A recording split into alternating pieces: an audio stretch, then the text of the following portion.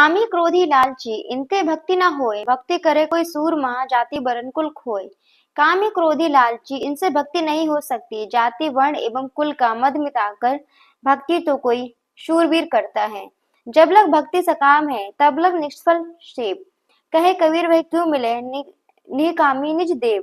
जब तक सांसारिक भोगों की कामना रखकर भक्ति की जाती है तब तक उसकी सेवा उतनी फलवती नहीं होती, उसकी सेवा उतनी फलवती नहीं होती। गुरु कबीर कहते हैं कि जो अपना चेतन स्वरूप देव कामना रहित है, उसकी स्थिति जगत कामना करने से कैसे मिल सकती है।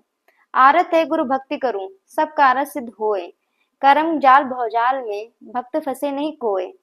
अतएव जगत कामनाओं से दुखी होकर गुरु की भक्ति करो, फिर मुक्ति से सभी कार्य सिद्ध हो जाएंगे। विरक्त गुरु भक्त कर्म या विषय के किसी जाल में नहीं फंसता। देखा देखी भक्ति का कबहू ना चढ़िसी रंग, विपत्ति पड़े यो छाड़सी केचुली तजत भुजंग। देखा देखी भक्ति का सच्चा रंग कभी नहीं चढ़ सकता। विपत्ति पड़ने पर ऐसा व्यक्ति भक्ति को उसी प्रकार छोड़ देता है जैसे सर्प केचुली त्याग देता है। टोटे में भक्ति करे ताका नम सपूत, मायाधारी मस खरे केते गए आऊत। केवल मुनाफे ही में नहीं, घाटे में भी भक्ति करें, उसी का नाम सच्चा गुरु भक्त है। संपदाशील कितने ही मस्खरे अभिमान में नष्ट हो गए, ज्ञान सपूर्ण ना भिदा, हृदय ना ही जुड़ाए। देखा देखी भक्ति का रंग नहीं ठहराए, जब तक पूर्ण ज्ञान हृदय में नहीं बैठता तब तक वह शीतल नहीं होता। केवल देखा देखी भक्ति करने से उसका भाव स्थायी नहीं हो जाता है।